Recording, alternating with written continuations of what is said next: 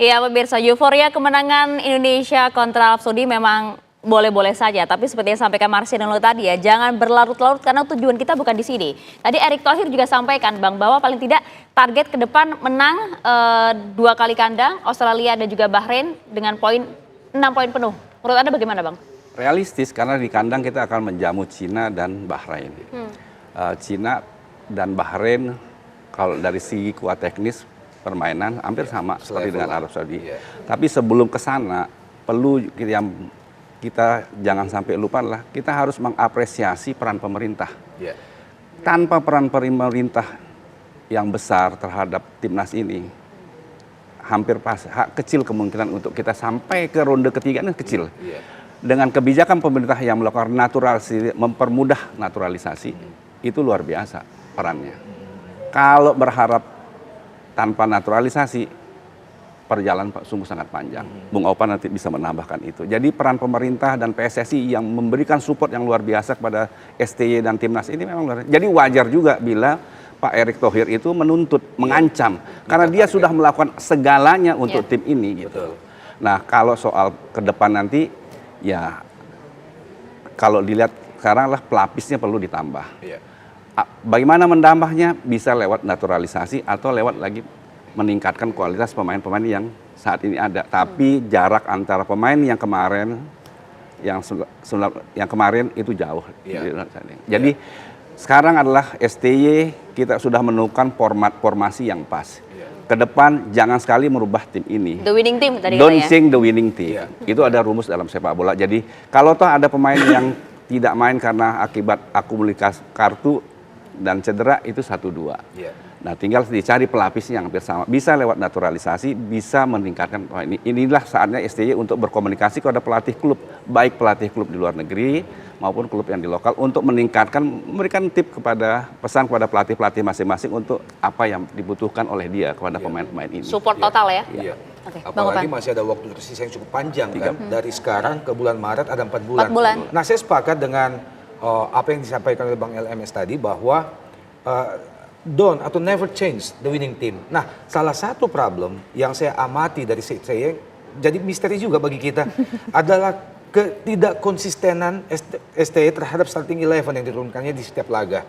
Kita melihat misalnya kalau kita berkaca pada hasil pertandingan sepak bola menghadapi Arab Saudi, menghadapi Australia, maka harus kita akui hasil ya. Saat itu kita bisa menahan 2 raksasa Asia ini dengan skor imbang, artinya bahwa sebetulnya tim yang kita miliki pada saat itu sudah cukup solid, sudah cukup kuat. Tapi kok tiba-tiba saat kita tandang ke Bahrain, kemudian kita tandang lanjut ke Cina, tim ini berubah lagi. Ya bahkan ada pemain debutan yang belum pernah ada chemistry dengan tim sebelumnya, yang belum pernah ada bermain bersama tim Indonesia sebelumnya, langsung diturunkan sejak menit awal. Nah sekali lagi berkaca dari itu, kalau kita berbicara sepak bola kan ujungnya sepak bola ada 2. Satu, statistik pertandingan. Yang kedua, hasil pertandingan. Nah, yang paling ideal adalah kalau secara statistik pertandingan kita memang dominan, kita perkasa, kita kuat, kemudian hasilnya juga kita menang. Ya. Nah, ini yang kita butuhkan. Artinya bahwa sekali lagi ini saatnya untuk STY mencoba untuk mempakemkan tim yang tampil sebagai pemenang tadi malam di starting 11 itu. Jangan dulu ini dirubah. Kecuali ada hal yang mendesak, ada yang cedera, ada yang tidak fit dan sebagainya. Tapi kalau tidak ada alasan yang mendesak, maka pertahankan the winning team ini. Kemudian yang kedua, STY sudah harus memikirkan pelapis atau pemain cadang pengganti. Jika salah satu di antara pemain yang tampil sebagai starting 11 tadi malam ini, ada yang mengalami cedera atau harus ada yang diganti. Karena apa yang kita saksikan tadi malam, terlepas dari hasil kita menang 2-0, satu, statistik pertandingan sekali lagi sangat didominasi oleh Arab Saudi. Yang kedua, saat pergantian pemain dilakukan, di pertengahan babak kedua, di situ terlihat bagaimana jomplangnya antara pemain yang diganti dengan pemain yang masuk. Yang ketiga adalah, ini pesan satu-satunya, pesan terakhir dari saya pada STY, bagaimana menekankan kepada pemain untuk bisa lebih mengendalikan emosi. Jangan terbawa arus kepemimpinan wasit. Agar kejadian tadi malam, bagaimana kartu merah kita peroleh tidak terjadi lagi pada laga-laga selanjutnya. Itu dia, mental ya Bang, selain juga taktik yang kemudian harus dipertahankan. Bang Markus, Next game kita ada Australia dan itu permainan berada di kandang Australia. Ini pertama kali untuk kita, apa yang kemudian harus dilakukan baik itu oleh ST maupun juga tim kita. Apakah kemudian the winning team ini juga harus dipertahankan untuk laga ke depan lawan Australia? Ya, saya pikir sama ya. Kalau misalkan pertandingan Australia pemainnya yang seperti main melawan Arab Saudi, saya yakin tetap para pemain timnas Indonesia menunggu untuk melakukan counter attack lagi seperti yang dilakukan lawan Arab Saudi kemarin, ya itu berhasil, sangat berhasil.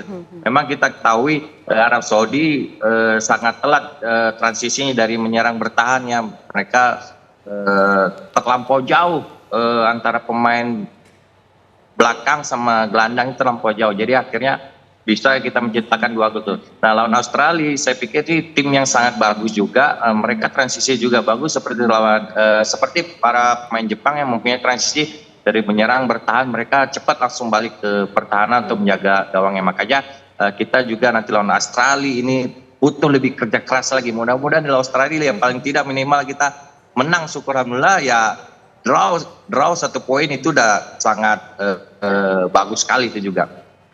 Ya, tapi menarik juga kalau kita melihat ya bagaimanakah permainan Australia lawan Bahrain kemarin dengan hasil seri. Ini sebenarnya apa yang sedang terjadi dengan tim Australia ini, Bang Markus?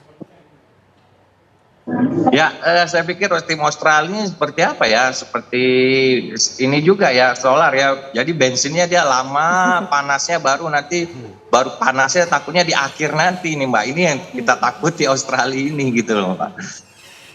Iya, menarik Bang Mara. Menurut Anda seperti apa, Bang? Haruskah kemudian kita juga waspada dengan Australia ini dengan beberapa permainan terakhir kemarin? Pasti kita lawan Australia pun kita tidak mungkin main terbuka. Pasti kita akan menunggu. Apalagi kita laga tandang pasti kita akan mengamankan pertahanan, lini pertahanan dulu sambil menunggu peluang untuk. Nah, catatannya adalah bagaimana kita begitu memperoleh peluang diselesaikan dengan baik. Nah, kalau saya lihat tadi malam kan peluangnya kita banyak, tapi yang diselesaikan kemarin baru 2. Gitu. Jadi harusnya setiap peluang yang dapat harus diselesaikan dengan baik. Hal demikiankah juga yang harus dilakukan pada saat nanti melawan Cina? Iya. Nah, kalau melawan Cina rasanya kita harus mainnya terbuka, Itu dia. lain sendiri. Gitu. Karena memang strategi ini kan harus kemudian disesuaikan dengan lawannya. Dan juga tempat pertandingannya, betul. Nah, kalau kita berkaca sekali lagi, never change the winning team. Yang kedua, target. Nah, target saat kita tandang ke Australia tentu yang paling ideal adalah paling tidak draw, ya seri. Kemudian 2 laga kanan kita maksimalkan dengan 2 kemenangan. Nah, kalau kita targetnya di Australia adalah draw, ya kita seperti kata Bang Mara tadi, ya jangan juga langsung kebablasan dari menit awal main terbuka habis kita bisa habis. Wait and see lah ya. Paling bagus wait and see. Kemudian memaksimalkan serangan balik seefektif mungkin. Nah, yang tidak kalah pentingnya adalah kebugaran pemain. Karena ini ada waktu nih, istirahat agak panjang 4 bulan. Seperti pesan Bang Mara tadi, bagaimana keberadaan dari pelatih-pelatih di klub sembari mengarungi liga domestik, bagaimana pemain yang menghuni pemain timnas, apalagi yang menjadi pemain utama di timnas, ya harus dijaga kebugarannya bersama klub. Karena mereka akan kembali ke klub.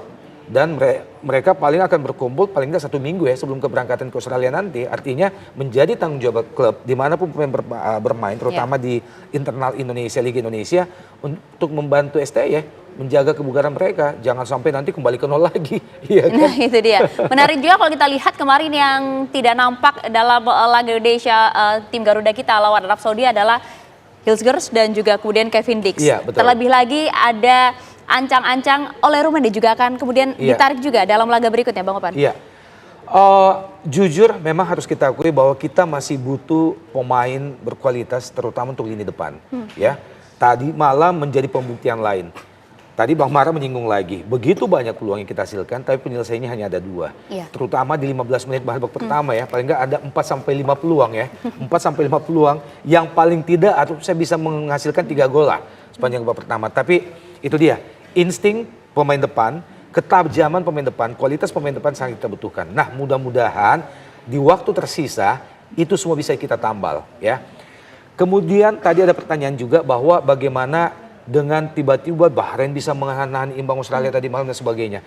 Sekali lagi menunjukkan bahwa di grup C ini kekuatan nyaris merata. Kesampingkan Jepang. Grup neraka ini ya, Bang. Kesampingkan Jepang. Tapi 5 negara lainnya kekuatannya merata. Bisa saling mengalahkan. Bahkan Bahrain bisa mengalahkan Australia di kandang Australia. Ini bisa menjadi contoh bagi kita saat kita bertandang nanti.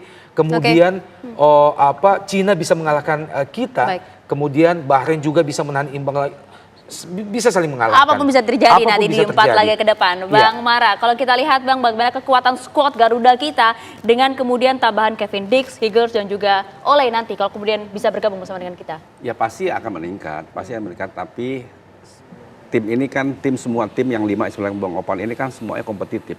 Apapun bisa terjadi. Sepak bola pun sampai menit ke 90 itu apapun bisa terjadi. Yang penting bagaimana kita menjaga konsistensi, konsentrasi sampai peluit akhir dulu. Bahkan sampai menit ke 99 sekarang. Kemarin 99 Saat menghadapi Bahrain ya. Nah ya itu dia. Kalau misalnya kita melihat bagaimanakah harapan dari sisa laga skuad Garuda kita di grup C ini dengan beberapa game ke depan, Bang Markus, seberapa optimis Anda untuk melihat tim Garuda kita bisa langsung paling tidak berada di peringkat 3 paling tidak ataupun bahkan bisa di 1-2 agar langsung lolos kualifikasi Piala Dunia 2026, Bang Markus? Ya, dengan kemenangan lawan Arab Saudi, saya pikir optimis ya, karena dari peringkat 2 ke peringkat 6 ini, 5 ini poinnya hampir sama semua dan hanya Bahrain aja yang cuma poin 5. Saya pikir ini pertandingan di grup ini menentukan sampai pertandingan terakhir. Tapi kita ketahui pertandingan terakhir kita lawan Jepang, kita main di Jepang.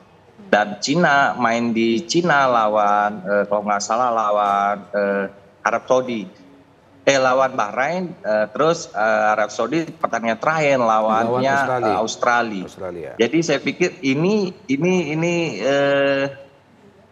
grup yang memang benar-benar ditentukan lolosnya itu semua tim itu di akhir pertandingan, saya yakin. Makanya mudah-mudahan di pertandingan kita nanti di kandang lawan Cina dan Bahrain kita dapat poin 6. Jangan sampai kita draw, Mbak. Kalau draw makin tipis lagi kita untuk naik peringkat 3, 4 gitu, Mas.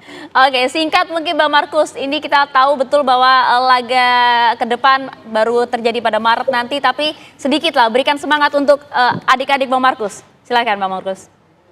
Ya, yang pasti buat para pemain timnas ya, tetap berjuang, semangat, tanpa lelah. Kita seluruh masyarakat Indonesia tetap berdoa semoga timnas ini bisa lolos ke Piala Dunia. Amin. Oke, baik Bang Mara. Ada yang ingin tambahkan Bang? Kita berharap bahwa penampilan timnas ini bukan hanya semalam, tapi konsisten dan lebih meningkat lagi untuk saat lawan Australia, Bahrain, Cina dan Bahrain. Jepang kita tidak hitung lah. Tapi kita berharap Jepang lolos duluan dan berharap Jepang menampilkan pas saat kita pemain-pemain mencoba uji coba pemain-pemain barunya. Gitu. Oke, menarik. Singkat Bang. Ya, kita mensyukuri apa yang kita raih sejauh ini posisi ketiga, tapi kita tidak boleh merasa cukup. Ada 4 bulan tersisa, kita harus benahi tim ini. Kalau perlu, memang dibutuhkan dan STY mau, tidak ada salahnya untuk mencari pelatih kaliber dunia dari Eropa untuk melapis keberadaan STY di sisa 4 bulan ini. Kemudian penambahan materi pemain terutama di lini depan. Harus bisa. Oke, seperti judul kita kali ini, Timnas lolos Piala Dunia, kamu bisa. Terima kasih Bang Opan. Sama-sama. Sudah bergabung di Garuda Petang. Terima kasih Bang Mara. Terima kasih Bang Markus.